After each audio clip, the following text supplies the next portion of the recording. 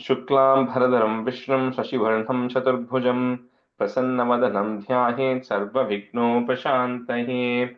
ॐ सहना भवतु, सहनौ भुनक्तु, सह वीर्यं करभावहै, तेजस्विनावधीतमस्तु मा विद्विषावहै।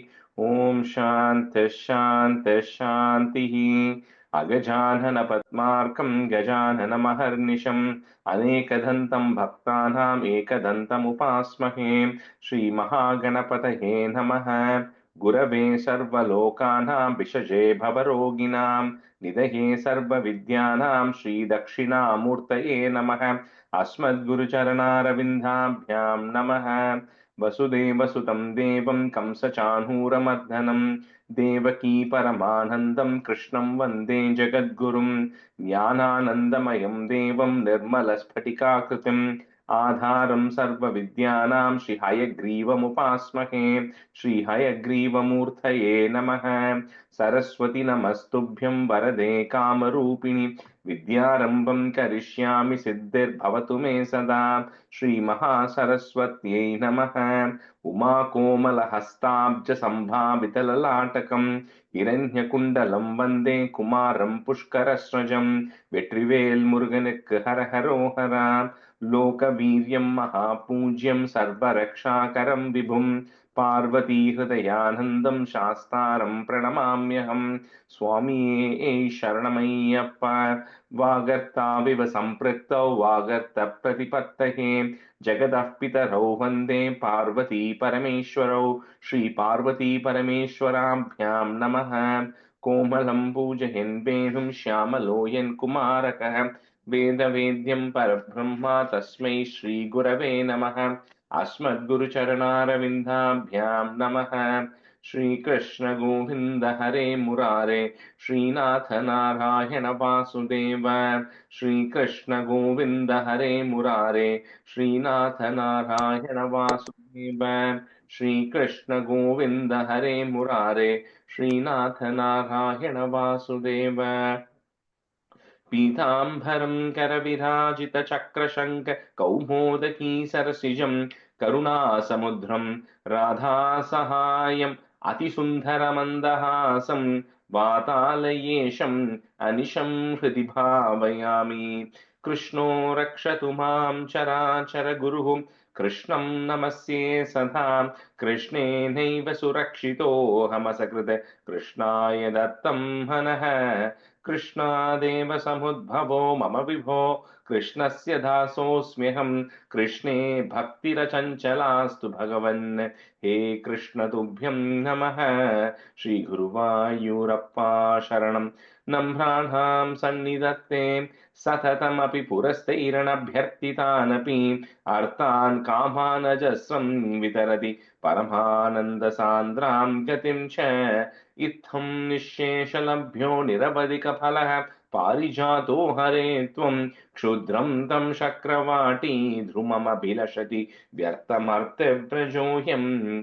श्रीगुरुवायूरप्पा शरणं श्रीभट्टपादम् अनिशं हृदि भावयामि। वंशी विभूषितकरात् नवनीरदाभात् पीताम्बरात् अरुणबिम्बफलादरोष्टात् पूर्णेन्दुसुन्दरमुखात् अरविन्दनेत्रात् कृष्णात् परं किमपि तत्त्वमहं न जाने. കൈരണ്ടും കൂപ്പി ഞാൻ വീണ്ടും ഇറക്കുന്നു നീരജലോചന നിന്നോടായി. ഏതീനു മഞ്ഞനെ കുമ്പിടേണ്ടാത്തോരു രീതിയിൽ നീ എന്നെ പാലിക്കുന്നായി. കൃഷ്ണ ഹരേ ജയ കൃഷ്ണ ഹരേ ജയ കൃഷ്ണ ഹരേ ജയ കൃഷ്ണ ഹരേ. Good morning, everyone. So I think we were doing a review of 70 today, right? Yeah. Okay. Gayatri, நீங்க பண்றீங்களா 70? நான் பண்றேன் ராஜேஷ் ஜி. श्री कृष्णाय परब्रह्मणे नमः. सुदर्शन शापमोक्ष वर्णनम रंगचूड वद वर्णनम वृषभासुर वर्णनम. इति त्वयि रसाकुलं रमितवल्लभे वल्लभाः कदामि पुरमम्बिका कमितरम्बिका कानने समेत्य भवदा समं निशि निषेव्य दिव्योत्सवं सुखं शुशुपुरग्रसीद्व्रजभमुग्रनागस्तदा समुन्मुगमतोल्मुगैरभिहतेऽपि तस्मिन् बलात् अमुञ्चति भवत्पदे न्यपति पाहि पाहीति तैः तदा खलु पदा भवान् समुगम्य पस्पर्शतं पबौ च स निजां तनुं समुसाद्य वैद्याधरीं सुदर्शनत्तरप्रभो ननु सुदर्शननाज्ञोऽस्म्यहं मुनिः क्वचित् भागसं तैह मां व्यादुर्व्याहसं भवत्पदसमर्पणातमलदां गदोऽस्मीद्यसौ तुवन्निजपदं ययौ व्रजपदं च गोबा मुदा गदाभि खलु सीरिणा विकरति त्वयि स्त्रीजनैः कदापि खलु सीरिना गदाभि खलु सीरिणा विकरति त्वयि स्त्रीजनैः जगार तनधानुकस् स किल सङ्गचूडोत्पलाबलाः अधिधृतमनुधृतस्तमदमुक्तनारीजनम् रुरोजितशिरोमणिं हलभृते च तस्या तदाह दिनेषु सुकृजनैः सह विनेषु लीलापरं मनोभवमनोहरं रसितवेणुनादामृतं भवन्तममरीदृशमाममृत पारणादायिनं विचिन्त्य किमुना नालपन् विरहतापिता गोपिकाः भोजराजप्रदकस्त्वचित् कष्टतुष्टपददृष्टिररिष्टः निष्ठुराकृतिरपष्टुनिनादः तिष्ठते स्म भवते वृषरूपीं साक्रब्रोध जगति त्रिदिहारी मूर्तिमेष भृगतीं प्रदधानः पङ्क्तिमासि परिपूर्णय पशूनां छन्दसां निधिमवाभवन्तम्. I think the first line, first word, Shakvarot. Okay. Sakvarota. Okay. तुङ्गशृङ्गमुगमाश्वमभियन्तं सङ्गगृह्य रभसादभियन्तं भद्ररूपमभिदैत्यमभद्रं मर्दयन्नमदयसुरलोकं चित्रमद्य भगवन् वृषगादात् सुस्थिराजनिवृषस्ति दुर्व्यां वर्तते च वृषसेदसि भूयान् मोदयिद्यभिनोतोऽसि सुरैस्त्वम् औषकानि परिधावत दूरं वीक्ष्य धामयमिघोष विभेदी इत्थमातः हसितैः सह गोपैः केककस्त्वमववादपुरेश. श्रीकृष्णाय परब्रह्मणे नमः. No, why my video keeps cutting off? Sorry. Yeah, good job. Thank you. Start with 71. Aritiji, you can be a student for start. Ravi irkela inniki and the iPhone. Ravi thane? I think it is Ravi. Okay, I think it should be him. Ravi, I think it's you on the iPhone. I think you're on mute right now, but okay. All right, we'll start with 71 today. So 71 is Keshi Vadavarnanam and Vyomasura Vadavarnanam. So it's kind of the last set of things that are going to be happening in Vrindavanam, because we saw the Gokulam Leelais that happened in Gokulam till Dashakam 48. Okay, Ravi, yeah. Yeah, sorry, on the unmute. No problem. Sorry. Yeah. So up to Dashakam 48, from 38 through 48, we saw the Leelais, all that was happening in Gokulam. Then in Dashakam 49, they moved to Vrindavan. Then from 49, we saw all the Leelais happening in Vrindavan. And in 71 is the last, 71, 72 is the last of the Leelais that are going to happen in Vrindavan before Krishna moves out of Vrindavan, right? Anyway, so we'll see some of the transitions happening today in this class. So stanza 1.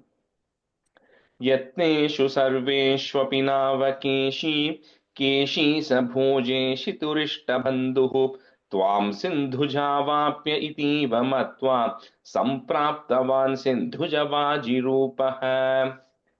So it starts off in, at least in Narayaniyam, it starts off by talking about Keshi, who's one of the emissaries of Kamsa, right? Who wants to come. But actually, what happens is in Bhagavatam, there's a slight thing which is just a few stanzas apart, right? Because the sequence of events here is before all this is happening, right? All these people are coming, all these people are Asuras are coming around. Kamsa is also still hunting for that eighth child because he has not found. So we kind of lost track of that from Dashakam 39. We have not talked about Kamsa at all. So Kamsa is coming back into the picture. He has not gone yet. He's still hunting for that eighth child, right? So when he is unsuccessful with all these attempts, like we always speak about Narada, the word itself means somebody who will get you close to Narayana. So Nara is humans or people. The one who takes the humans close to the god is Narada, right? Now, so in this case, Narada is saying, okay, Kamsa has been waiting all these years, earning for Krishna, right? It's been 10 years, right? 10, 11 years, Kamsa has been earning to find that eighth child. So Narada decides, let me go help Kamsa.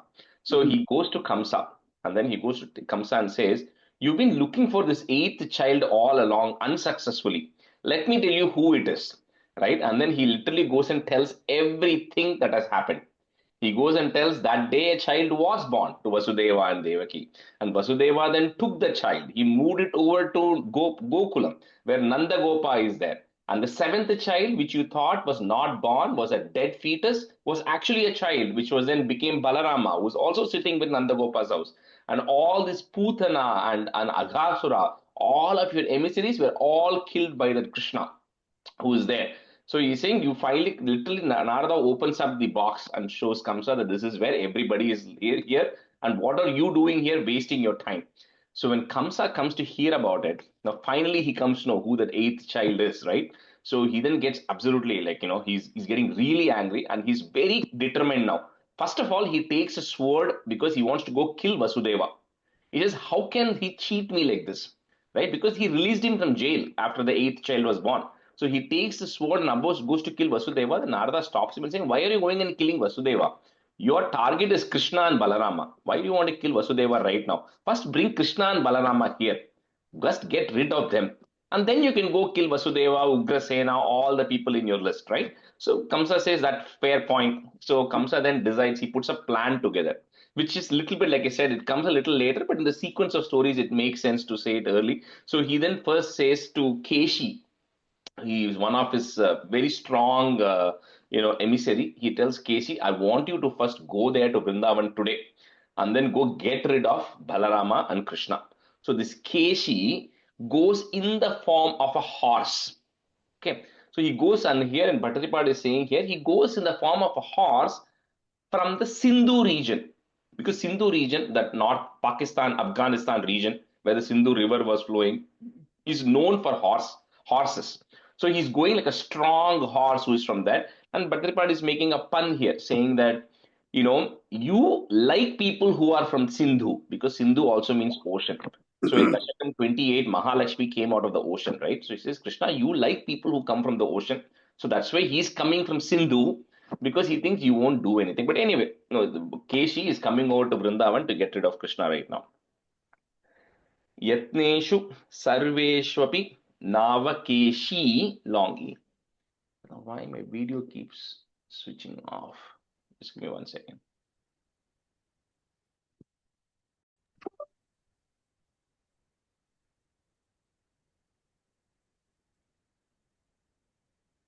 Just added a new adapter to connect everything.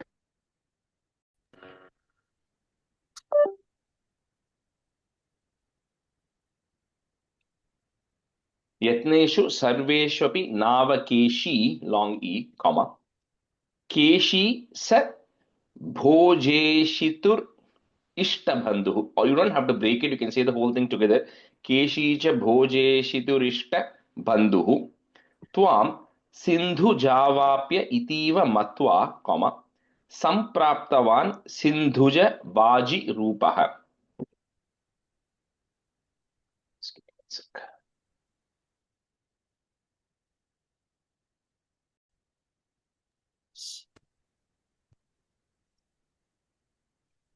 Yeah. यत्नेषु सर्वेष्वपि नावकेशी Keshi स भोजेषि तुरिष्टबन्धुः त्वां सिन्धुजावाप्य इतीव मत्वा सम्प्राप्तवान् सिन्धुजवाजिरूपः.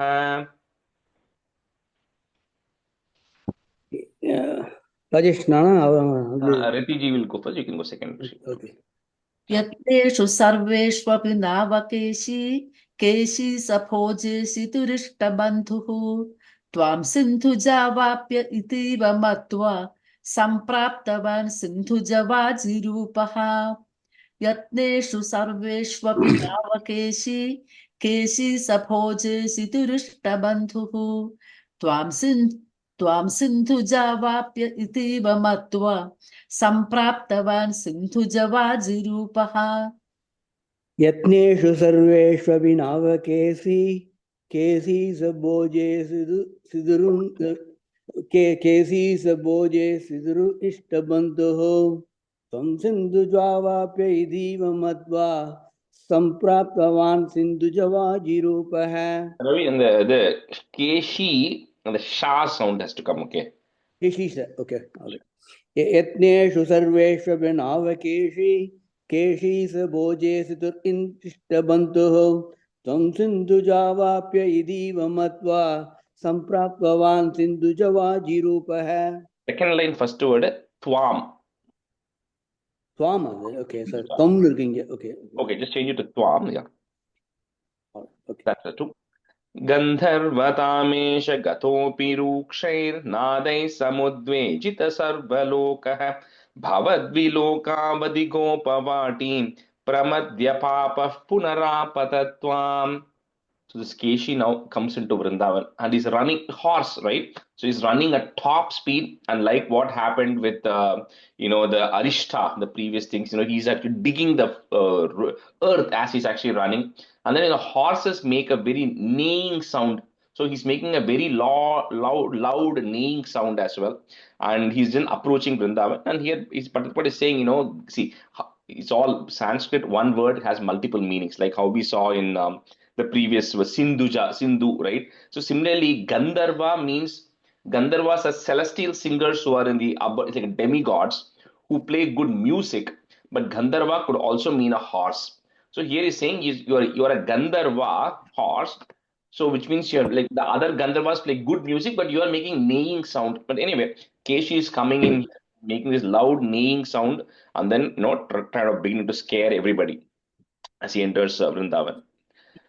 गंधर्व तामेश गतोपि रूक्षैर put a plus नादैहि put a is नादैस् समुद्वेजित सर्वलोकः भवत् विलोकावधि गोपवाटीं प्रमर्ध्य पापः put a f पापः पुनरापतत् त्वाम्.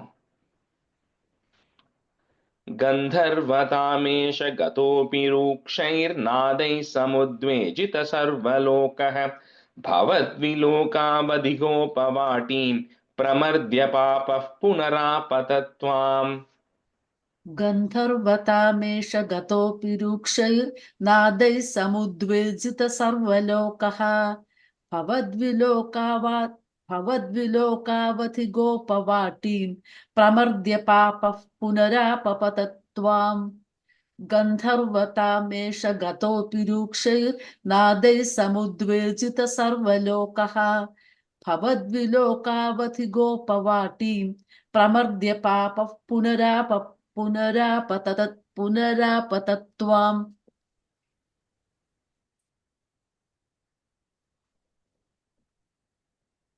गन्धर्वदामेषु गतोऽभिरुषैर्नादैः समुद्वेजित सर्वलोकः भवद्विलोकावधि गोपवारी प्रमर्त्य पापः पुनरापतत्वाम्.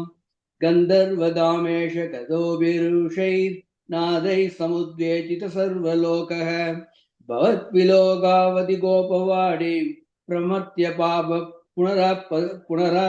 पुनरापदत्वाम्. That's a 3. तार्क्ष्यार्पिताङ्ग्रेस्तव तार्क्ष्य एषः चिक्षेप वक्षो भुवि नाम पादम् भृगोः पदाघातकथां निशम्य स्वेनापि शक्यं तदितीव मोहात्. Like when you see all these fighting scenes, right, in the movies, the villain has to first come in the village and he first breaks all the property before he comes to fight. So that's what Keshi is also doing. He's first coming to Vrindavan and he's just breaking everything around with his hooves, right? And then he's breaking all the properties, he's driving everybody around, just like what Arishta was doing. And then eventually he comes close to Krishna and then he decides to kick Krishna in the chest.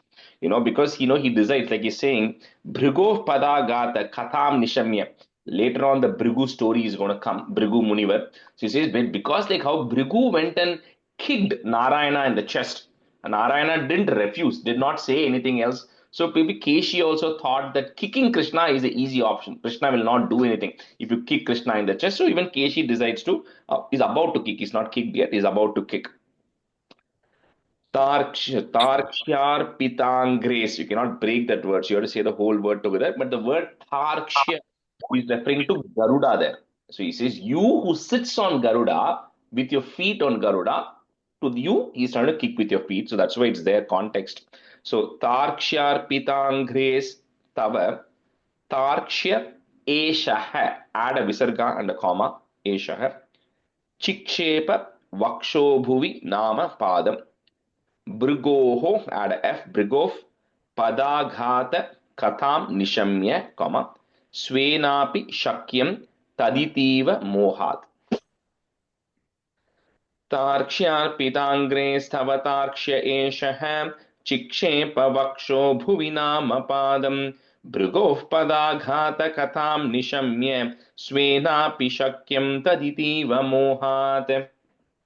तार्क्ष्यार्पिताङ्घ्रेस्तव तार्क्ष्य एषः चिक्षेपवक्षो भुवि नाम पादम् भृगोः पदाघातकथां निशम्य स्वेनापि शक्यं तदितीव मोहात् तार्क्ष्यार्पिताङ्घ्रेस्तव तार्क्ष्य एषः चिक्षेपवक्षो भुवि नाम पादम् भृगोः पदाघातकथां निशम्य स्वेनापि शक्यं तदितीव मोहात् दाक्षार्पिताङ्क्रेस्दवदाक्षेयेषः शिक्षेव वक्षो भुविनामपादम् पृहोपदाकादकदां निशम्य सेनाभिसख्यं तदितीव मोहात् दाक्षार्पिताङ्क्रेस्दवदाक्षेयेषः शिक्षेव वक्षो भुविनामपादम् पृगोपदाकादकदां निशम्य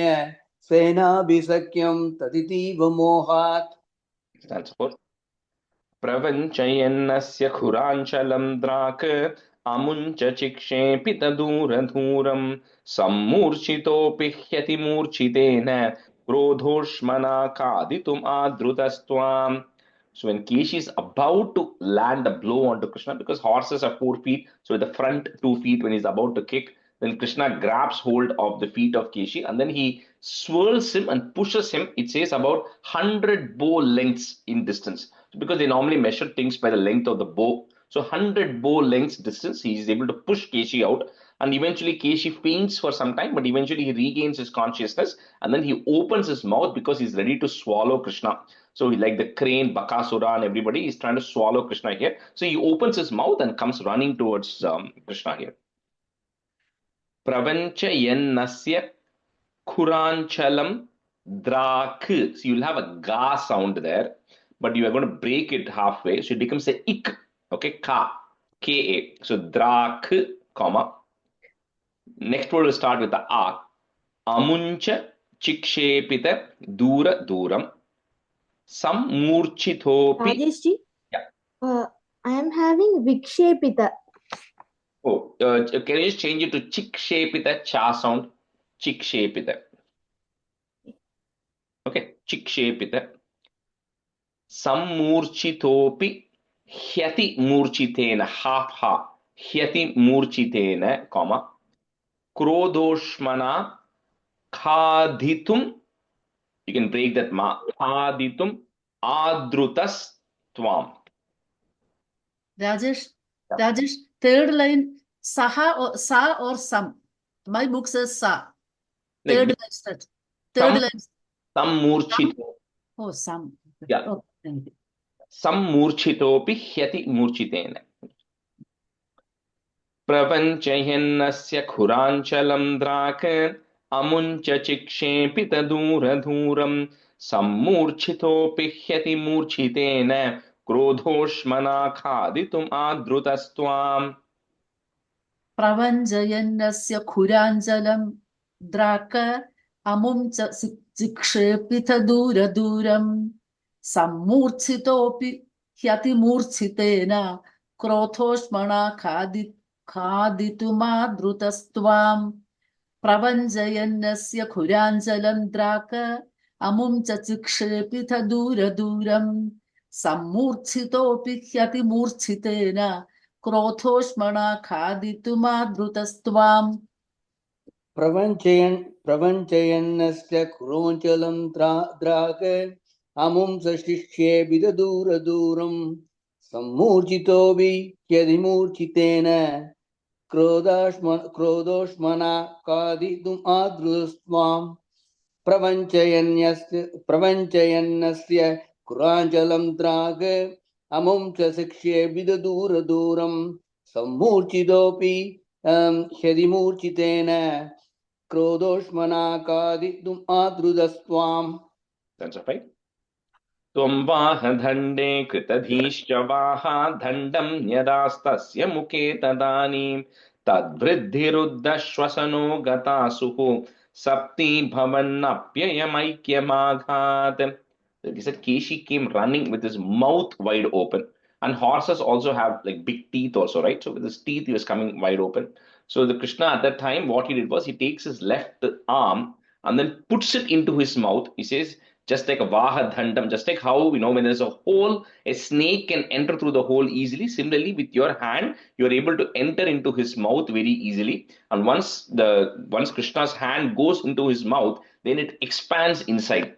And once it expands inside, and Keshi is feeling a lot of heat. Like very similar to we saw Trinavarta when he lifted Krishna, then Krishna's weight increased. Then Aghasura, when he went in, then he expanded inside. Here for Keshi, when his hand is going in, the hand is expanding and it becomes like hot, molten, heat. So Keshi is not able to bear it. And then eventually, Bhavan Appem Aikyamagat, he then attains oneness with you. Right? So because again, most of these things, right, the moment Krishna touches, it doesn't matter, like we saw Sudarshana last time. Krishna touched the snake with the feet, but he did not attain liberation because it was not time for him to get liberated. But some of these people do get liberated. In this case, Keshi got liberated and then he attained oneness with you. Tvam vaha dande kritadhischa vaha, put a plus, dandam. So that vaha dandam, say together. Vaha dandam nyadhas tasya mukhe tadani tad vriddhi double the tad vriddhi ruddha double the shwasano gatasuhu comma sapti bhavannapyayam. You cannot up to that apyayam, it's one word. So that mai that you have, you can break it into a im. So sapti bhavannapyayam aikyam aghat, if you want to break there.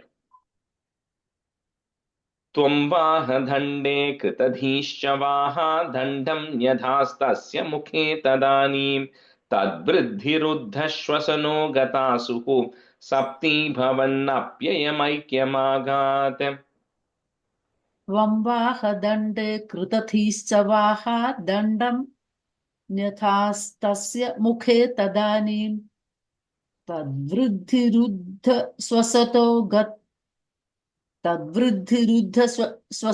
गतासुः सप्ती भवन्नप्ययमैक्यमागात्. Aditi ji, that the third line, shwasano, if you have shwasato, can you change it to a na? Shwasano gatasuhu. Okay.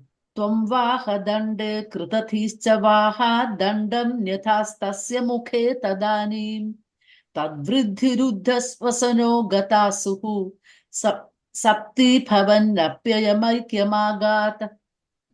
त्वं वाहदण्डे कृतदीक्षवाहादण्डं तस्य मुखे तदानीं तद्वृद्धिरुद्ध ससनो गदासुः सती भवन् अप्ययमैक्यमागात् संवाहदण्डे गृहदीक्षवाः दण्डं तस्य मुखे तदानीं तद्वृद्धिरुद्ध ससनो गदासुः सती भवन् अप्ययमैक्यमागात्. Answer 6. आलम्भमात्रेण पशोऽसुराणां प्रसादके नूत्न इवाश्वमेधे कृते त्वया हर्षवशात् सुरेन्द्राः त्वां तुष्टुवुः केशवनामधेयम्. So all the gods were very happy because one more asura is gotten rid of, and he says, without having to perform any Ashwamedha Yajna, Krishna, the amount of thanks the gods were giving you was to the power of you performing Ashwamedha Yajna because you got rid of Keshi. Now, here you all have heard the word Keshava, right? And the general meaning of the word Keshava, people infer is Kesha means hair, right? Keshavardhini, the oil you get, right? So Kesha means hair. And Keshava means the one who has long flowing hair, right? Which Krishna has. Keshava has also that meaning, right? But here it says, because you got rid of Keshi, the gods gave you the name Keshava. So that is the original meaning of the word Keshava, right? He's the one who got rid of Keshi. Like we saw Madhusudana, means the one who got rid of Madhu. That's going to come later. It also means honey and sweet. We saw how Damodara came about when the Damodara Leela happened.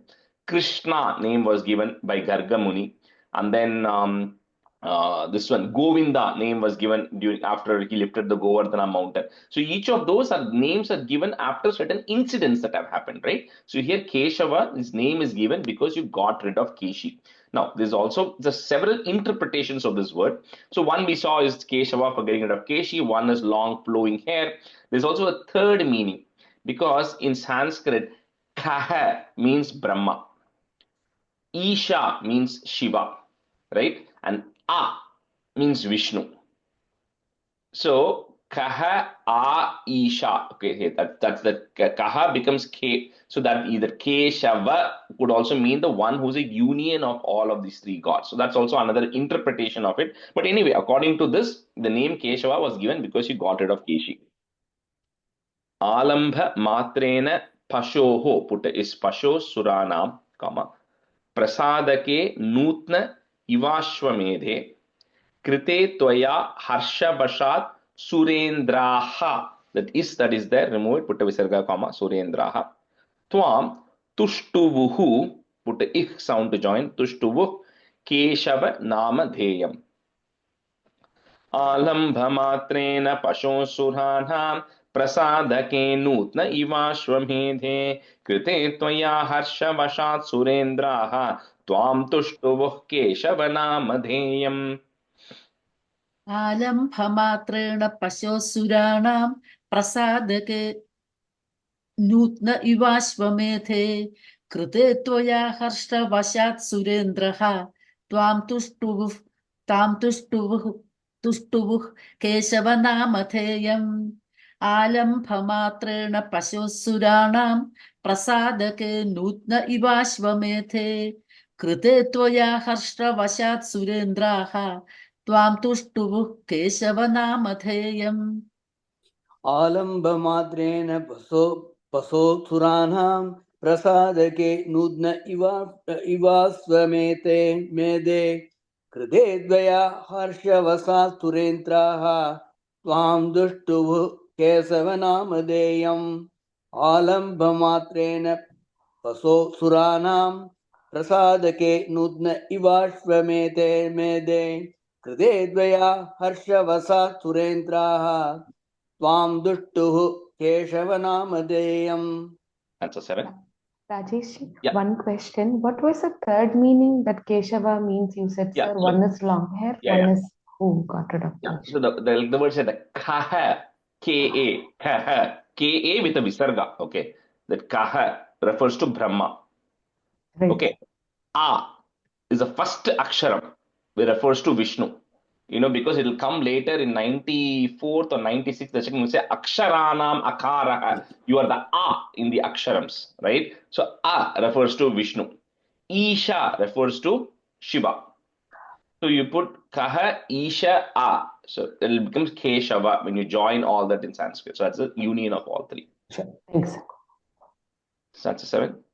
Kamsayate shauri sutatvam huktva tam tadvadhotkam pratirudhya vacha praptena keshikshapana vasane Srinaradhena tvam abhishtuto bhuh. So now, now Bhattripada is telling that Narada goes and meets Kamsa, right? But like I said, because he's trying to combine all of these things, but in the right sequence of it was Narada first goes and meets Kamsa, and Kamsa comes to know about it. Then he sends Keshi. Okay, so that's the sequence that happens. But anyway, see, because all these, Krishna avataram is just so, such an important avataram that Lord has taken, that Narada always feels that he has to come and visit Krishna at various points. So he comes and visits Krishna once in Vrindavan. He'll again go visit Krishna in Dwaraka once as well. So, so because you want to go meet when the Lord has taken such a big avataram, you want to be around him and go meet him in person, right? That's what Narada does. And all of these things, right? And in Bhagavatam, Narada will come and will prostrate to Krishna and say, Krishna, I know your big Leela is about to come. I know in 2 days you're going to get rid of Kamsa, right? So he kind of explains, he does a big stuti to Krishna, right? Saying, I know in 2 days you're going to get rid of Kuvalaya Pida. I know in 2 days Chanura is going to be gotten rid of. I know you're going to get rid of Kamsa in 2 days because that's all going to come in 2 days. And then eventually you're going to go marry all these people. You're going to get rid of Narakasura. You're going to help Arjuna in the Mahabharata war. You're going to say the Bhagavad Gita. He says, I'm really looking forward to all of those things, right? So all of these things are so preordained. And if not only this, in Bhagavatam, in fact, tomorrow is my class, I'm going to tell about how Brahma, hundreds and thousands of years ago, when he's having a conversation with Narada, talks about the entire Krishna avatar. Saying, when he talks about all the avatars, and he says in Krishna avataram, Krishna is going to perform all of these leelas, and it will talk about he's going to get rid of Keshi, he's going to get rid of Vyomasura, which we are going to do today, right? So all of these things are like, at least for Brahma, Narada at that level, they have visibility into what is going to happen, right? And it's already known. So it's just for us, it feels like we are living through, we don't know what's going to happen 1 hour from now. But for them, they know everything. So Narada does a very beautiful stuti to Krishna there at Vrindavan and says, I'm really looking forward to all of these events happening, right? And then, and he comes to meet Krishna there. Yeah. So Kamsayate Shauri Sutatvam Uktva, Tam Tadvadhotkam Pratirudhya Vacha Praptena Keshi Kshapanavasane, Sri Naradhena Tvam Abhishtuto Bhuhu. See, in Tamil, Abhishtu is like a curse word. Okay. They say Abhishtu means like, you go get lost, or something like you're a useless kid. Abhishtu they say, but Abhishtuto is to praise. So, so you were praised by Narada. So when somebody says that word to you, ask which language are you saying that in? So anyway, Tvam Abhishtuto Bhuhu. Kamsayate shauri sutatvam tam tadvadhotkam pratirudhya vacha praptena keshikshapana vasane Srinaradhena tvam bhuhu. Kamsayate shauri sutatvamuktva tam tadvathotkam pratirudhya vacha praptena keshikshapana Srinaradena tvam abhishtuto bhuhu.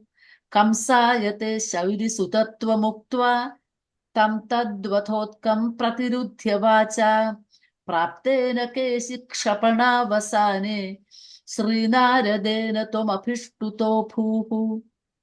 Kamsayate sauri sutatvamuktva tam datvadodgam pradritya vasa praptena kesi shabanavasane Srinaradena tvam abhishtuto bhuhu.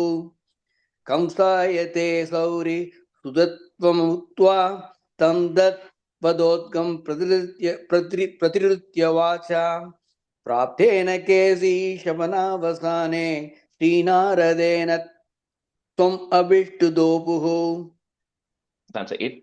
Kadapi gopai sahakhananante nilayana kridhana lolupam tvam मयात्मजः प्राप धुरन्तमायो व्योमाभिदो व्योमचरोपरोधी.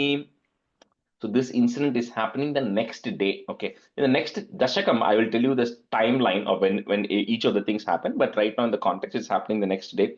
So the next day, the son of Maya and another asura called as Vyomasura, who actually has, who again has a lot of powers, who was another asura and who can also take on different shapes. So the boys were actually playing,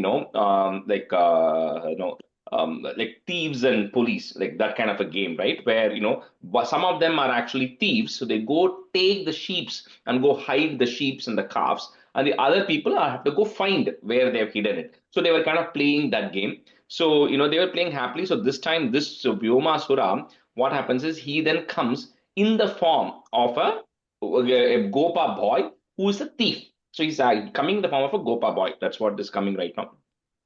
So kadapi gopaihi, put is gopais saha kananante, comma. Nilayana kridana lolupam twam. Mayatmajah, put a F to join. Mayatmajah prapa duranta mayo, comma.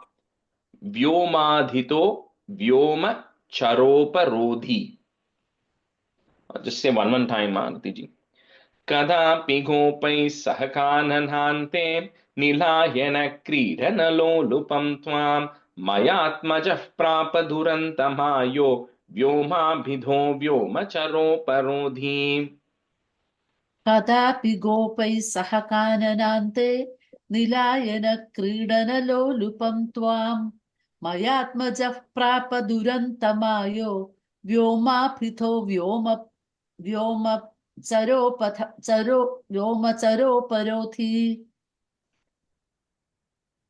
Rajesh ji, Yeah.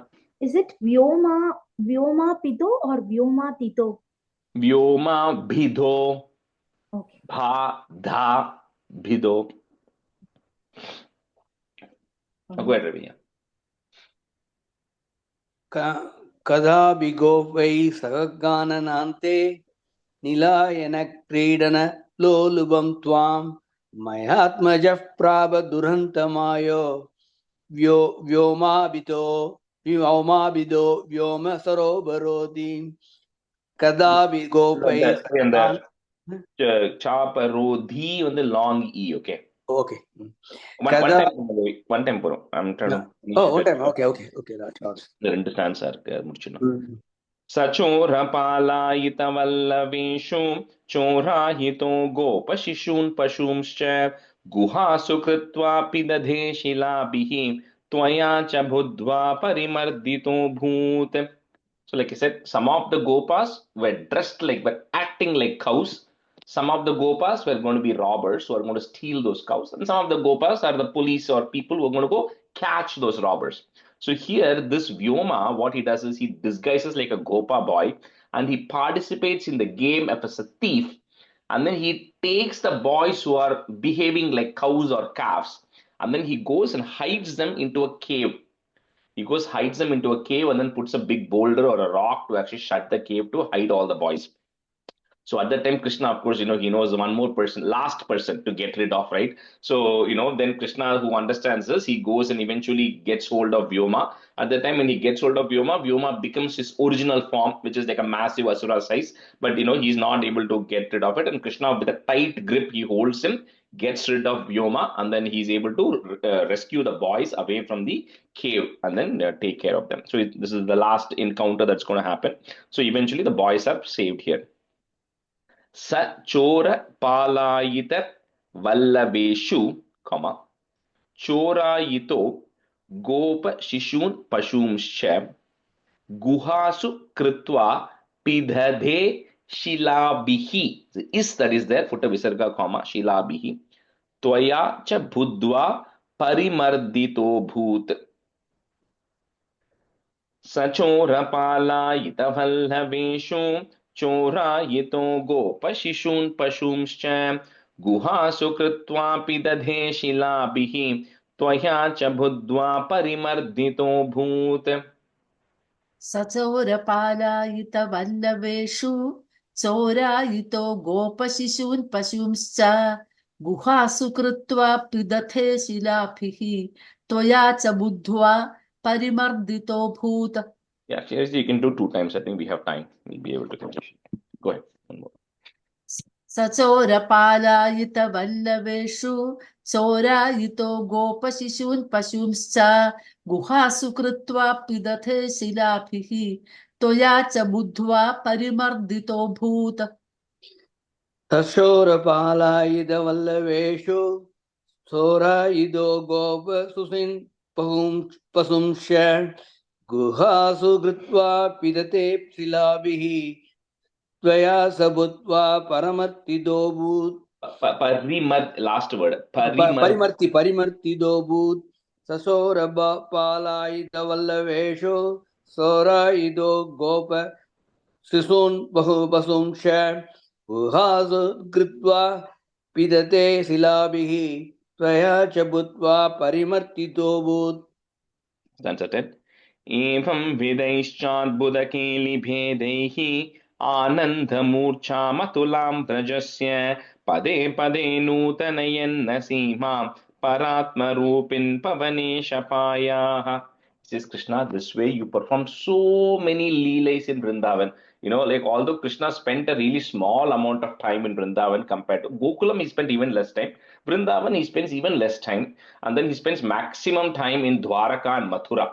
But however, the Brindavan portion is what everybody loves because Krishna was a small child there, right? And all these leelas happened. So Krishna, with this, every day you kept doing something which all the Vraj people enjoyed a lot, you know, and then so please eradicate all my ailments. This comes to an end. Evam vidaish chadbhuta keli bhedaihi. So the r that is there, put a visarga and comma, remove that. Keli bhedaihi, visarga comma. Next word will start with the a. Ananda Murcham Atulam Vrajasya Pade Pade Nutana Yenna Simam double na Yenna Simam, comma Paratma Rupin Pavanesha Payaha. एवं भिदैश्चाद्भुतकेलिभेदैः आनन्दमूर्च्छामतुलां व्रजस्य पदे पदे नूतनयन्न सीमां परात्मरूपिन् पवनेशपायाः. एवं विधैश्चाद्भुतकेलिभेदैः आनन्दमूर्च्छामतुलां व्रजस्य पदे पदे नूतनयन्न सीमां परात्मरूपिन् पवनेशपायाः. एवं विधैश्चाद्भुतकेलिभेदैः आनन्दमूर्च्छामतुलां व्रजस्य पदे पदे नूतनयन्न सीमां परात्मरूपिन् पवनेशपायाः. एवं विदैशाद्भुतकेलिभेदैः आनन्दमूर्च्छाम् अतुलां व्रजस्य पदे पदे नूतनयन्न सीमं परात्मरूपिन् भवनेशपायाः. एवं विदैशाद्भुतकेलिभेदैः आनन्दमूर्च्छाम् अतुलां व्रजस्य पदे पदे पदे नूतनयन्न सीमं परात्मरूपिन् भवनेशपायाः. Ravi, and the third line, or however you have it, last word, yenna simam. மாமா அது மேம் நரசிம்மம் இருக்கு. அது வந்து என்ன சீமாம். Okay. Narasimham. Okay, sorry. Shri Krishnaya Parabrahmane Namaha. That concludes 71. Rajesh, நான் இப்போ ஏர்போர்ட்டுக்கு கிளம்பணும். Yeah. I think drop off in another. Yeah, I think we're switching now. 71 is done, so I'm going to switch anyways. Yeah. Okay, very good. I may drop off in between. Okay. Sure. Okay. Bhuvna, you can be a student, and Malini, you can be a student. So 72 is Akrurasya Gokula Yatra Varnana. So Akrura, traveling to Gokula. Gokula refers to Vrindavan. It's like New England, right? It's like Vrindavan only, but they still call it Gokula. Stanza 1. Kamsota Naradagira Brajavasinam Tvam Akarnyadhirna Hridaya Sahigandhineyam Ahuya Karmukamakachalato Bhavantam Anetumena Mahinodahinatasayin. So this is where kind of that broader conversation with Kamsa is happening, right? So when Narada goes and tells Kamsa that all these details, right, about Krishna, Balarama, and all of that. So now Kamsa is making a very plan A, plan B, plan C, plan D he's doing. So he's first sending Keshi, saying, Keshi, you first go get rid of Krishna and Balarama. So that already happened in the previous episode. At the same time, he's calling another friend of his, one of the minister of his, called as Akrura.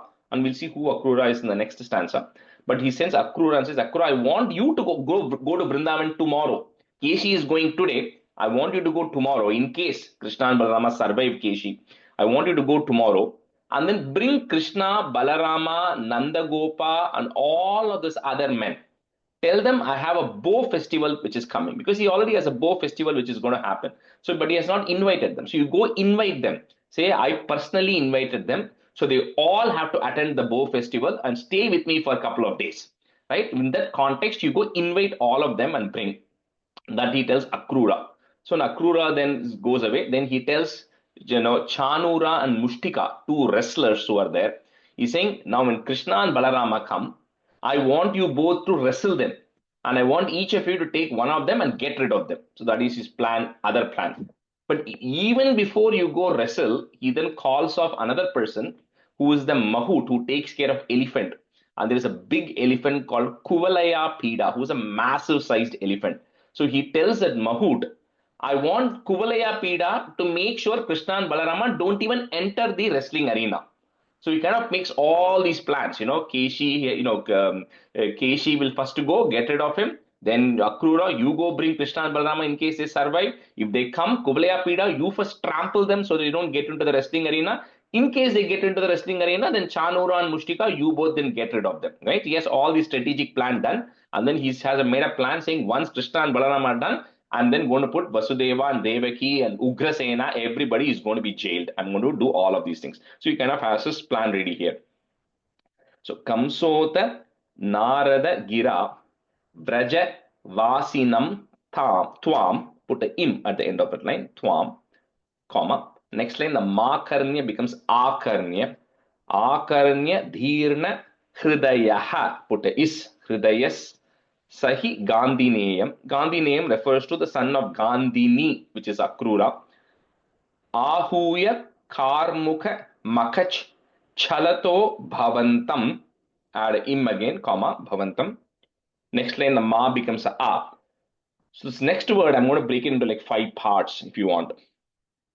Anetum enam ahinot ahinatha. So the also you can make into it and a. So anetum enam ahinot ahinatha shayin.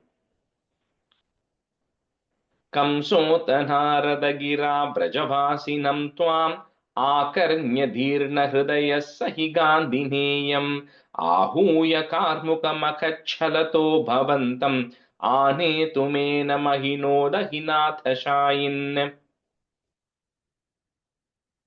कंसोऽथ व्रजवासिनं त्वाम् आकर्ण्यदीर्णहृदयः स हि गान्धिनेयम् आहूय कार्मुकमकच्चलतो भवन्तम् आनेतुमेन महिनो दहिनाथशायिन्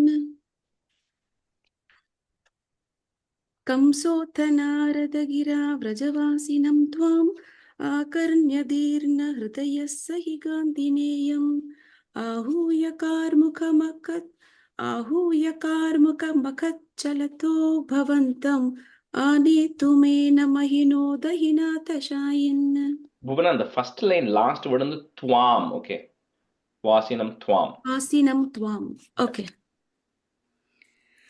कंसोदनारदगिरा व्रजवासिन त्वाम्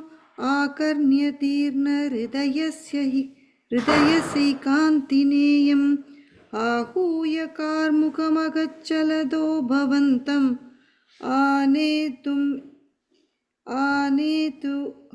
आनेतुमेनं हहिनोत हिनाथसायिन् कंसोदनारदगिरा व्रजवासिनं त्वाम् आकर्ण्यदीर्णहृदयस्य हि कान्तिनेयम् आहूय कार्मुकच्चलदो भवन्तम् आनेतुमेन महिनोत Hinatasayin. And the last, ahinot ahinatashayin.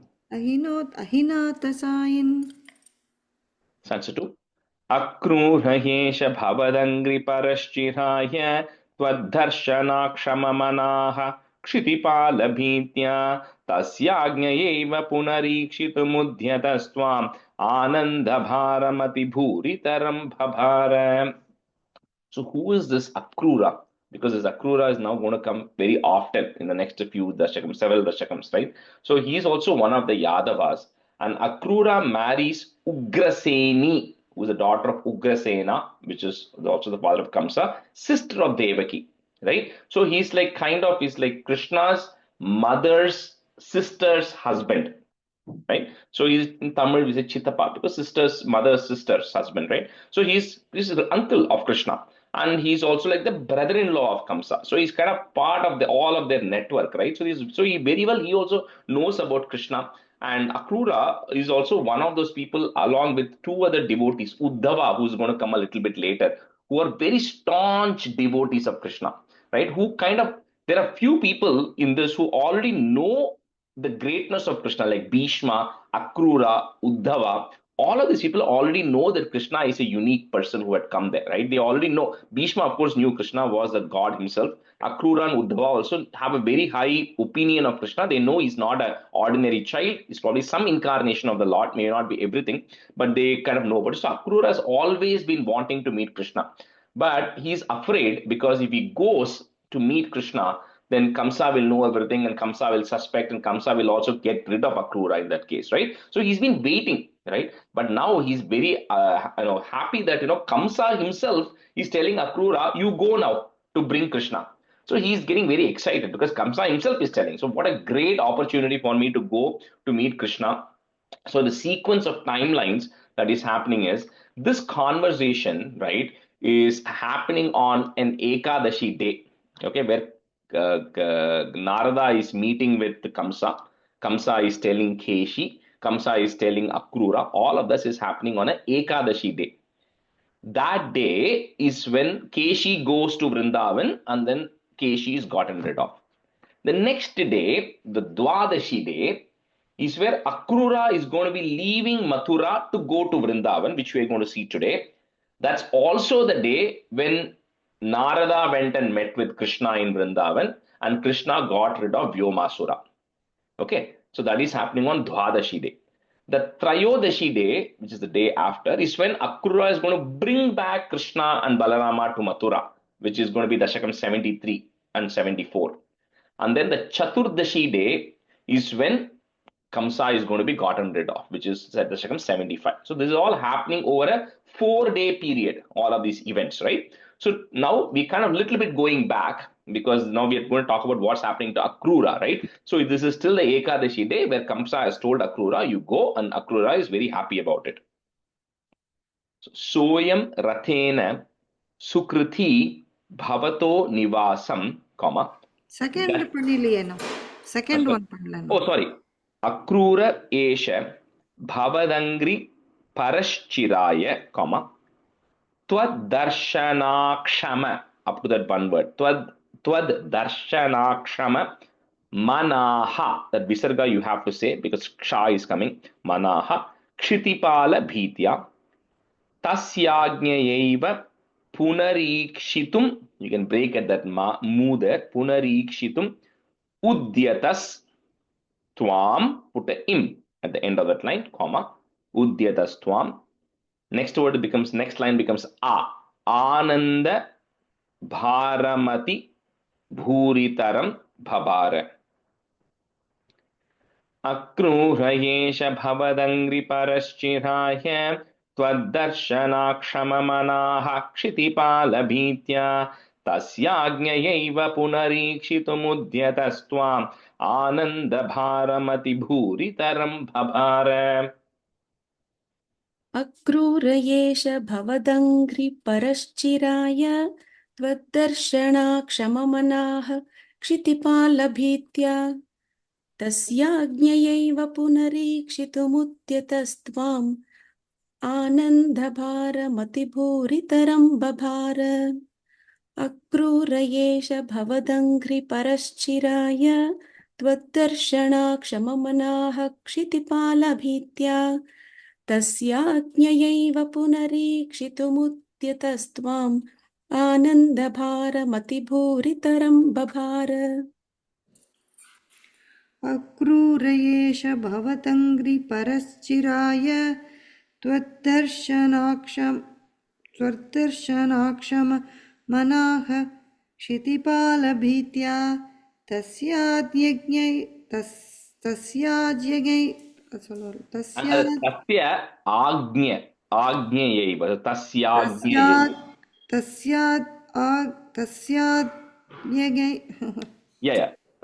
आज्ञयैव तस्याज्ञयैव पुनरीक्षितुम्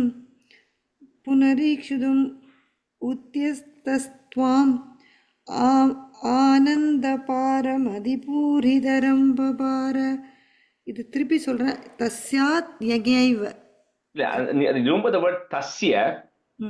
ஆக்ஞயைவ. ஆக்ஞயைவ.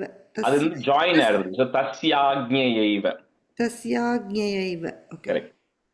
அக்ரூரயேஷ பவதங்கிரி பரஸ்சிராய त्वद्दर्शनाक्षममनाः क्षितिपालभीत्या तस्याज्ञयैव पुनरीक्षितुम् उद्यतस्त्वाम् आनन्दपारमदिपूरितरं बभार. Correct. You're breaking it at the right place only.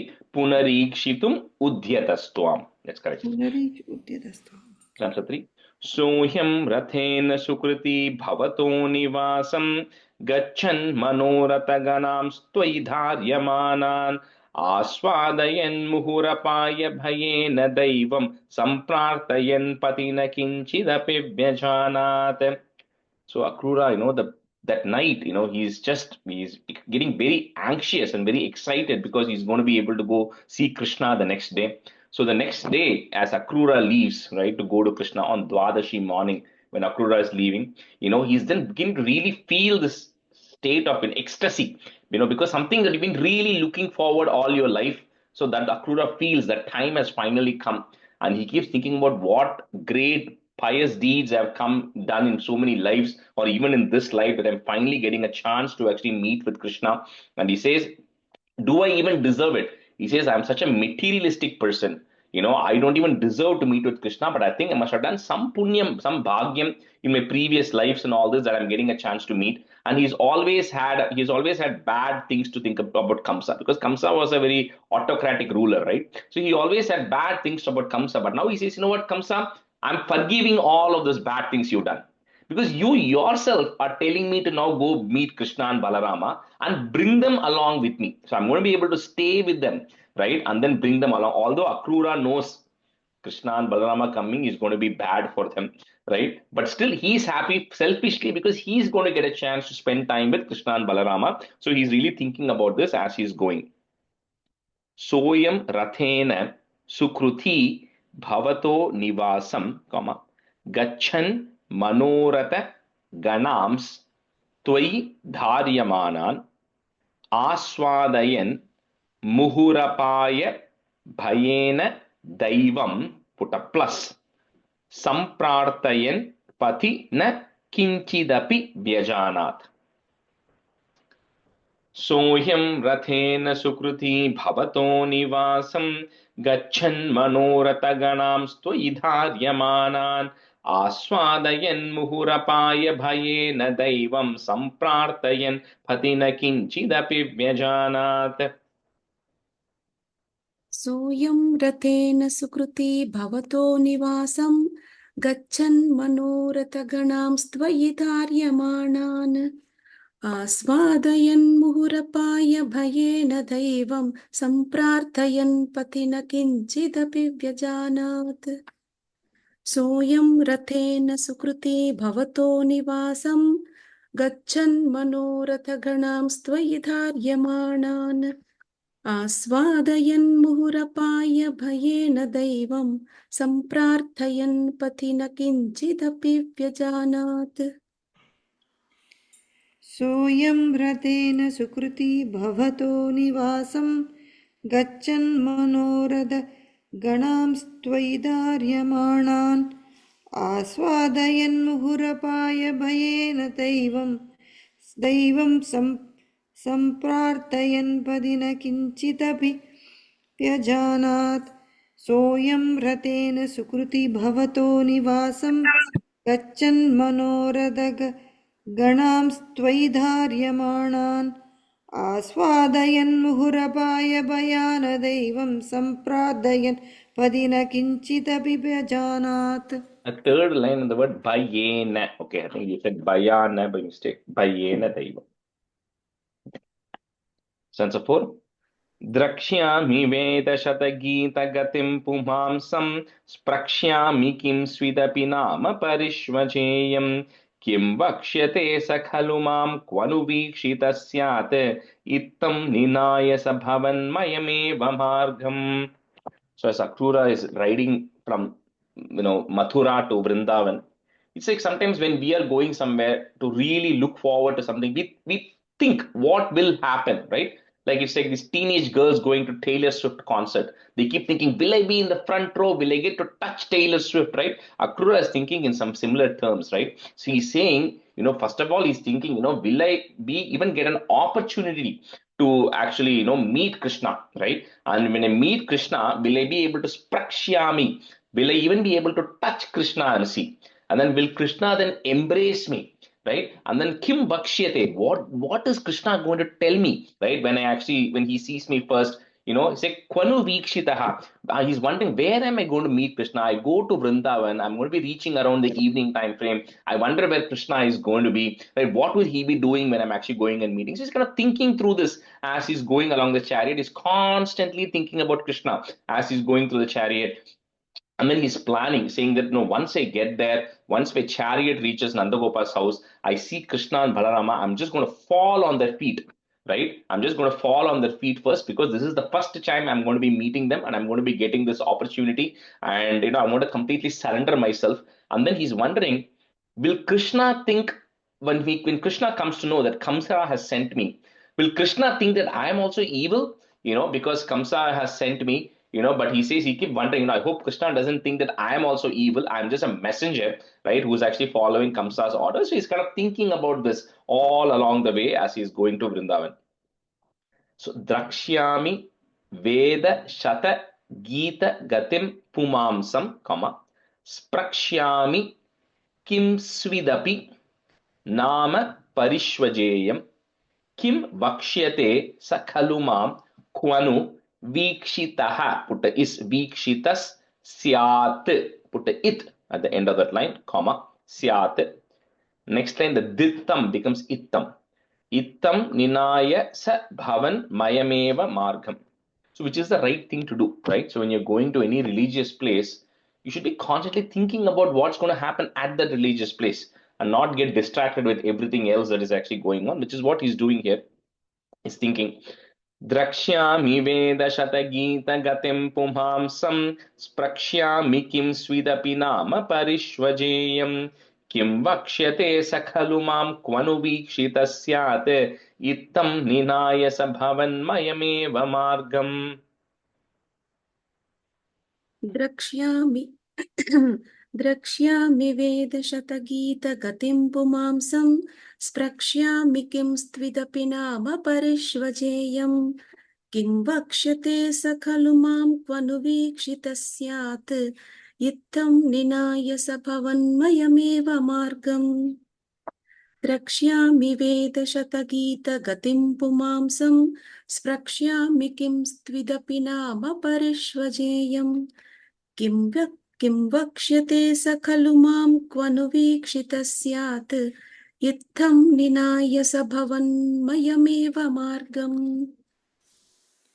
द्रक्ष्यामि वेदशत गीतगतिं पुमांसं स्प्रक्ष्यामि किं स्विदपि नाम परिष्वजेयं किं वक्ष्यते स खलु मां क्वनु वीक्षितः स्यात् इत्थं निनाय स भवन्मयमेव मार्गम् द्रक्ष्यामि वेदशतगीतगतिं पुमांसं स्प्रक्ष्यामि किं स्विदपि नाम परिष्वजेयं किं वक्ष्यते स खलु मां क्वनु वीक्षितः स्यात् इत्थं निनाय स भवन्मयमेव मार्गम् भूयः क्रमादभिविशन् भवदङ्घ्रिपूतं वृन्दावनं हरिभिरिञ्च सुराभिवन्द्यम् आनन्दमग्न इव लग्न इव प्रमोहे किं दशान्तरमवापन पङ्कजाक्ष. So now, as Akrura is, is gradually entering Vrindavan, so then this is actually go over two stanzas. The second stanza has a little bit more meaning to it. But anyway, as he's gradually entering Vrindavan, which is Bhavadangri Putam, it says it's Krishna. Vrindavan is a place where you have run around, right? Which means your feet has touched the sands of Vrindavan. So, and of course, no wonder, all these people, Brahma came to visit you, Narada comes to visit you there in Vrindavan. Shiva also comes. Everybody has come to visit you. Indra came to visit you in Vrindavan. So all these gods, demigods, everybody has come and visited you in Vrindavan because it's a Punya Kshetram. It is such a blessed place even now, right? And so he says, as he's entering, then he's then feeling a very state of bliss because he feels that I'm going to be entering into that place right now, right? Which is so blessed. And when even later on also in Bhagavatam, as when the Kali Kalam starts after Krishna departs, then the Bhakti Devi keeps roaming around everywhere. She says, I started from the south where Bhakti originated. She says, I keep traveling over. I started from the Pandya Desham. I then went to Kerala. I went to Karnataka. I went to Andhra. I went to all these places, Gujarat. He says, nowhere I found a shelter for myself. And finally, she says, I finally went to Vrindavan in Kaligalam, where there's still hope for bhakti that is there, because that's the place where, it is still carried out, right? Anyway, that is now. But even before also, Vrindavan was very pious. So Akrura is feeling extremely happy about it as he's entering. Bhuyaha, put the ih sound. Bhuyah, Kramar Abhivishan, if you want to break it. Bhavadangri Putam, comma. Vrindavanam Hara Virincha Surabhivandyam Ananda Magna Iva Lagna Iva Pramohe, comma, Kim Dashantaram Avapa Na Pankajaksha. Bhuyah Kramada Bivishan Bhavadhangri Putam Vrindavanam Haravirincha Surabhivandyam Ananda Magna Iva Lagna Iva Pramohe Kim Dashantaram Na Pankajaksha. भूयः क्रमादभिविशन् भवदङ्घ्रिपूतं वृन्दावनं हरविरिञ्च सुराभिवन्द्यम् आनन्दमग्न इव लग्न इव प्रमोहे किं दशान्तरमवापन पङ्कजाक्ष भूयः क्रमादभिविशन् भवदङ्घ्रिपूतं वृन्दावनं हरविरिञ्च सुराभिवन्द्यम् आनन्दमग्न इव लग्न इव प्रमोहे किं दशान्तरमवापन पङ्कजाक्ष भूयक्रमाद् अभिविशन् भवदङ्घ्रीभूतं वृन्दावनं हरविरिञ्च सुराभिवन्द्यम् आनन्दमग्न इव लग्न इव प्रमोह किं दशान्तरमवापन पङ्कजाक्ष भूयक्रमाद् अभिविशन् भवदङ्घ्रीभूतं वृन्दावनं हरविरिञ्च सुराभिवन्द्यम् आनन्दमग्न इव लग्न इव प्रमोहे किं दशान्तरमवापन पङ्कजाक्ष.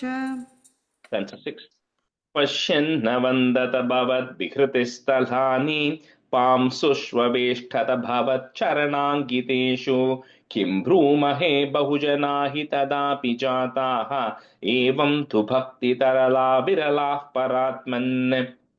So as he's entering Vrindavan, and then he's reminiscing, saying, what, I know this is the place Krishna must have played. This is the place Krishna must have walked the cows. This is the place Krishna must have done all of these things. He keeps talking and thinking about it. So immediately when he enters into it, he gets down from his chariot and then he starts rolling in the muds of Vrindavan.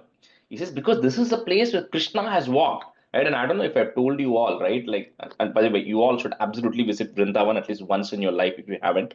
But you know, when you go there and you just feel so insignificant, you know, like, you know, I always tell this, right? I rented a car and I'm going in the car, right, in Vrindavan, and I see people like, you know, doing like Girivalam, they do in Tiruvannamalai, right? People walk in Vrindavan also, right? They go around Vrindavan.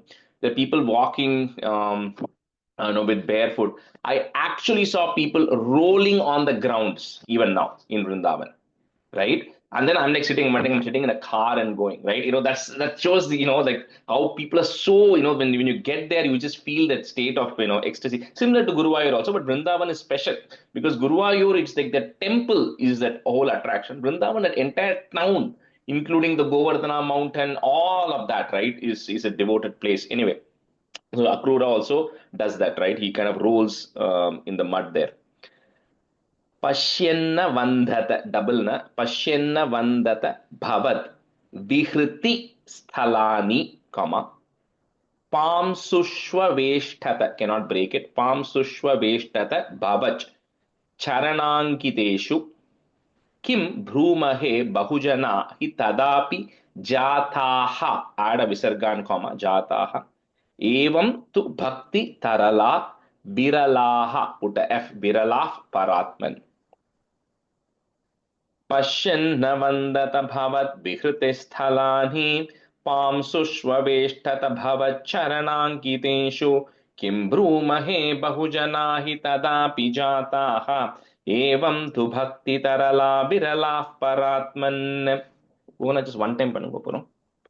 Okay. पश्यन्न वन्दत भवद्विहृतिस्थलानि पांसुष्वेष्टत भवच्चरणाङ्कितेषु किं ब्रूमहे बहुजना हि तदापि जाताः एवं तु भक्तितरला विरलाः परात्मन्. पश्यन्नवन्तद भवद्विहृतिस्थलानि पांशुष्वेष्टत भवच्चरणाङ्गितेषु किं ब्रूमहे बहुजना हि जाताः एवं तु भक्तिधरला विरलाः परात्मन्.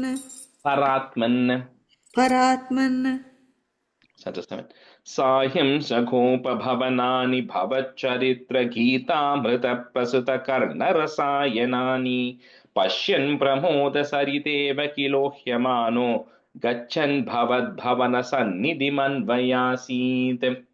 So by the time, you know, he reaches Sayam, he's reaching around the dusk time, right? And at the time, as he's entering into Vrindavan, he's actually hearing all these, he's seeing things which are relatable to Krishna.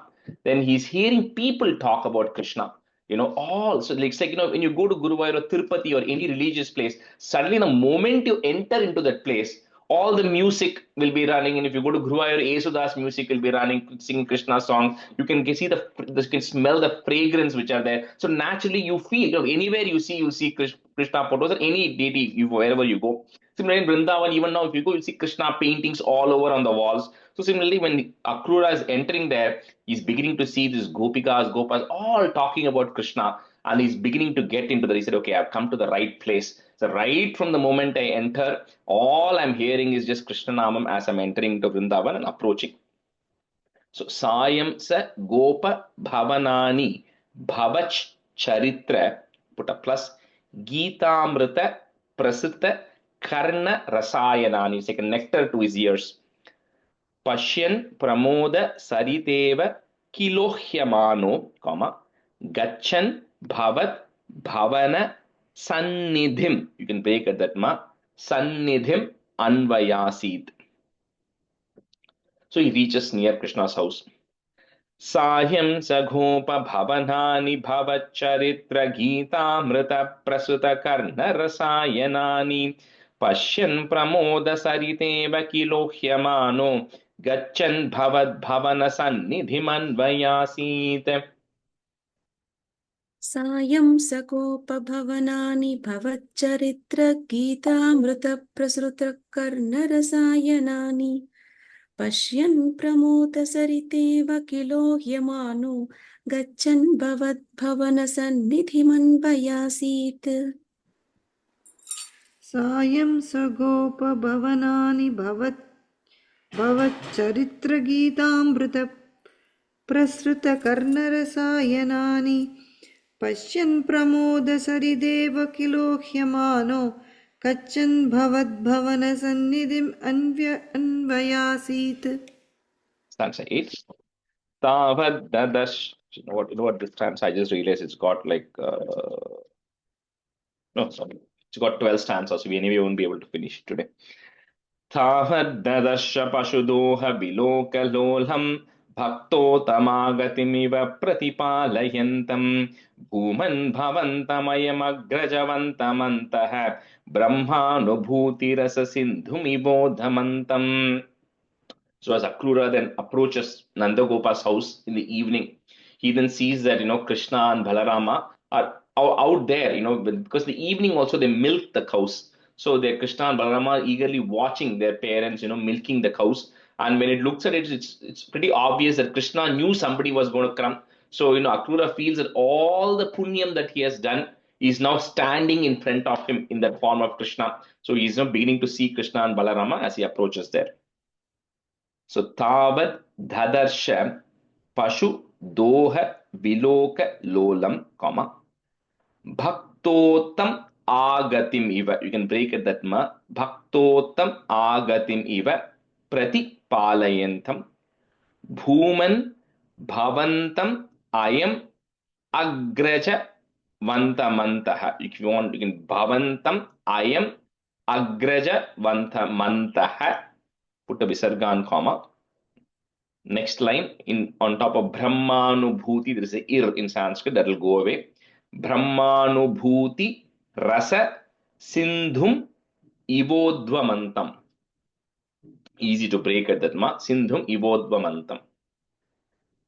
Tavad dadarsha pashudhoha vilokalolam bhaktotamagatim pratipalayantam bhuman bhavantamayamagrajavantamantah brahmanubhutirasa sindhum ivodvamantam. One time or two times, Sarangi? One time. We'll maybe do stop at 10. Okay. तावद्ददर्श पशुदोह विलोकलोलम् भक्तोत्तमागतिमिव प्रतिपालयन्तम् भूमन् भवन्तमयमग्रजवन्तमन्तः ब्रह्मानुभूतिरससिन्धुमिवोद्वमन्तम्. तावद्ददर्श पशुदोह विलोकलोलं भक्तोदम् करेक्टா சொல்லுங்க Bhaktotham agatim. भक्तोतम् आगमतिव प्रतिपालयन्तम् भूमन् भवन्तम् अयम् अग्रजवन्तमन्तः ब्रह्मानुभूतिरससिन्धुम् इवोत्वमन्तम्. And the second line mattum irukka Malini. Bhaktotam. So bhakta uttama bhakta. Remember that word uttama. So bhaktotam agatimiva. भक्तोतम् आगमतिव Agatimiva. आगतिमिव प्रतिपालयन्तम्. Okay. That's a 9. सायन्तनाप्लव विशेष विविक्त गात्रौ द्वौ पीतनीलरुचिराम्बरलोभनीयौ नाति प्रपञ्च धृतभूषण चारुवेशौ मन्दस्मितार्द्रवदनौ स युवां ददर्श. Yuvam means two. So he saw two boys there, who were in the evening time. It looks like they had just taken a bath. They were very neatly dressed. One of them was wearing pita, yellow color. Another was wearing a neela, wearing a blue color. One was dark in color, one was light in color, right? And then they were all out there neatly dressed in the evening, with nice, they're all very, very well dressed. And also, mandasmithardra, with a very smiling face. Both the boys were there helping, just observing what was actually happening. And that's the first view that Uddhava sees as he approaches Krishna's house. Sayanta naplava Vishesha Vivikta Gatrau, द्वौ पीत नील रुचिराम्बर लोभनीयौ नाति प्रपंच धृत भूषण चारु वेशौ मंद स्मितार्द्र वदनौ स युवां ददर्श सायन्तनाप्लव विशेष विविक्त गात्रौ द्वौ पीतनीलरुचिराम्बरलोभनीयौ नाति प्रपञ्च धृतभूषण चारुवेशौ मन्दस्मितार्द्रवदनौ स युवां ददर्श सायन्तनाप्लवविशेषविविक्तगात्रौ द्वौ पीतनीलरुचिराम्बरलोभनीयौ नातिप्रपञ्चधृतभूषणचारुवेशौ मन्दस्मितार्द्रवदनौ स युवां ददर्श सायन्तनाप्लवविशेषविविक्तगात्रौ द्वौ पीतनीलरुचिराम्बरलोभनीयौ नादिप्रभञ्जधृतभूषणचारुवेशौ मन्दस्मितार्द्रवदनौ स युवां ददर्श. We'll do one more and we'll stop. धूराद्रतात् समवरुह्य नमन्तमेनम् उत्ताप्य भक्तकुलमौलिमतोपगूहन् हर्षान्विताक्षरगिरा कुशलानुयोगी पाणिं प्रगृह्य सबलोत गृहं निनेत.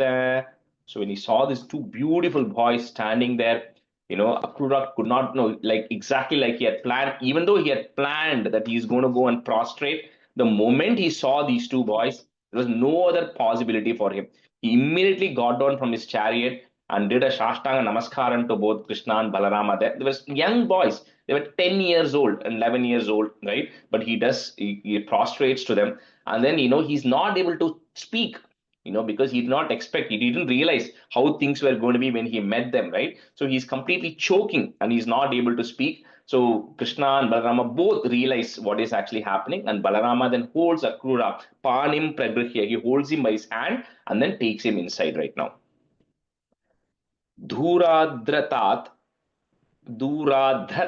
samavaruhya namantam enam, put a im and put a comma, namantam enam. Next, the mu becomes a u. Uttapya bhakta kula maulim athopaguhan. So is a bhakta kula maulim, is a crest jewel of devotees, right? Athopaguhan. Harshan mitakshara gira kushalanu yogi, comma, panim pragrihya sabalota griham nineta. Dhuradratat samavaruhya namantamhenam उत्ताप्य भक्तकुलमौलिमतोपगूहन् हर्षान्विताक्षरगिरा कुशलानुयोगी पाणिं प्रगृह्य सबलोत गृहं निनेथ. दूराद्रतात् समवरुह्य नमन्तमेनुम् उत्थाप्य भक्तकुलमौलिमथोपगूहन् हर्षान्विताक्षरगिरा कुशलानुयोगी पाणिं प्रगृह्य सबलोत गृहं निनेय. निनेथ. நினேத்த இங்க யான் இருக்கு. Okay, and the second tha, ninetha. Yeah, okay. दूराद्रदात् समवृह्य नमन्तं தானே नमन्तं एनं नमन्तं एनम् उद्दाभ्य भक्तकुलमौलिं तो. and the maulim pota, it become adho baguhan हर्षान्विताक्षरगिरा कुशलानुयोगी पाणिं प्रगृह्य सबलोदगृहं निनेत. Shri Krishnaya Parabrahmane Namaha. Rajeshji, I have a question. Yeah. The first line, Namanta Menam, is that okay, or we should split there, sir? No, you can say it together. Namanta Menam. Namanta Menam, and then Uddapya. Okay, thanks. Uddapya, yeah. Thanks. Krishnaya Parabrahmane Namaha. Sandhanandhavabodhatmakamanupamitam kaladeshavadibhyam निर्मुक्तं नित्यमुक्तं निगमशतसहस्रेण निर्भास्यमानम् अस्पष्टं दृष्टमात्रे पुनरुरुपुरुषार्थात्मकं ब्रह्मतत्त्वं तत्तावद्भाति साक्षात् गुरुपवनपुरे हन्त भाग्यं जनानां कायेन वाचा मनसेन्द्रियैर्वा बुद्ध्यात्मना वा प्रकृते स्वभावात् करोमि यद्यत् सकलं परस्मै नारायणायेति समर्पयामि. Thank you everyone. No class next week. See you after 2 weeks. Thank you, sir. Happy Thanksgiving. Great. Thank you everyone. Sorry, I'm late to class. No worries, Radha. I saw you came. Yeah. Okay. Bye. Yeah. Thank you. Thank you, sir. I came Thank only you. at 7:06. Sorry. Thanks. Bye.